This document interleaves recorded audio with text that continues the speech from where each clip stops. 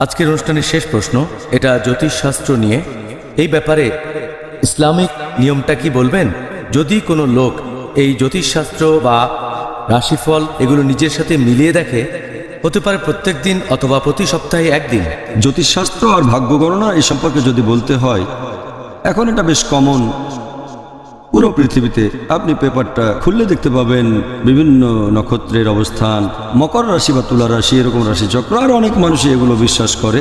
যদি কেউ এসব নক্ষত্রের অবস্থান, রাশিচক্র আর জ্যোতিষশাস্ত্রে বিশ্বাস করে, তাহলে সেটা হবে শিরক করা, তাকে বলা হবে মুশরিক। যদি কেউ মজা পাওয়ার জন্য পড়ে, অনেকে এরকম পত্রিকা উল্টাতে উল্টাতে রাশিচক্রের পাতাটা পড়ে ফেললো, তাহলে এটাও একটা পাপ। কারণ আমাদের নবী মুহাম্মদ সাল্লাল্লাহু আলাইহি ওয়াসাল্লাম বলেছেন, এটা আছে সহিহ বুখারীতে, খণ্ড নম্বর 2, হাদিস নম্বর 1038, মুহাম্মদ সাল্লাল্লাহু আলাইহি ওয়াসাল্লাম ফজরের নামাজ শেষে পেছন ফিরে বললেন যে আল্লাহ বলেছেন, কিছু লোক আছে যারা আমাকে বিশ্বাস করে আর কিছু লোক আছে আমাকে বিশ্বাস করে না।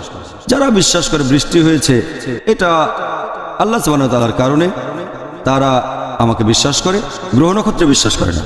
আর যারা বিশ্বাস করে বৃষ্টি হয়েছে নক্ষত্রের কারণে, তারা গ্রহ নক্ষত্রে বিশ্বাস করে, আমাকে বিশ্বাস করে না।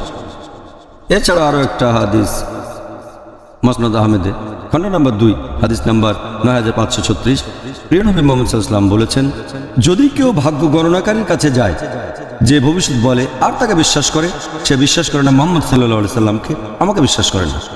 আরেকটা হাদিস আছে সহিহ মুসলিমে, খণ্ড নম্বর 4, হাদিস নম্বর 5540, প্রিয় নবী মুহাম্মদ সাল্লাল্লাহু আলাইহি ওয়াসাল্লাম বলেছেন, যদি কেউ কোনো গণকের কাছে যায় আর যদি তাকে বিশ্বাস করে, তার দোয়া কবুল করা হবে না 40 রাত।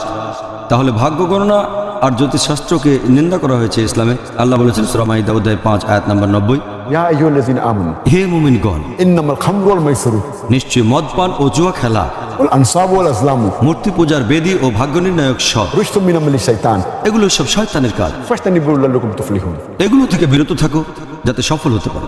তাহলে ভাগ্য গণনা হচ্ছে শয়তানের কাজ, এটা থেকে বিরত থাকবো যাতে সফল হতে পারি।